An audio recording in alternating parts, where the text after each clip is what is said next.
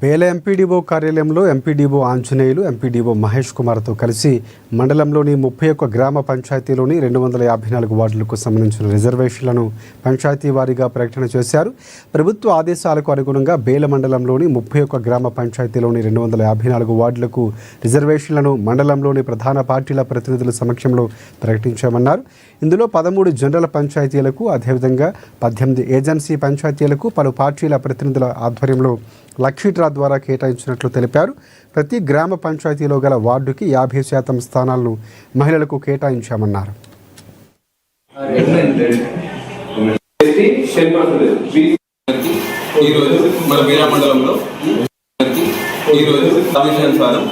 వార్డుల వారీగా రిజర్వేషన్లను ప్రజాప్రతినిధుల ద్వారా వాళ్ళ సమక్షంలో చీట్ల ద్వారా తీయడం జరిగింది.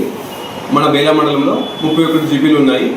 దానిలో 13 ప్లెయిన్ ఏరియాస్, 18 మన ఏజెన్సీలు ఉండడం జరిగింది. వాటికి సంబంధించింది అందరి సమక్షంలో చీటీలు తీయడం జరిగింది.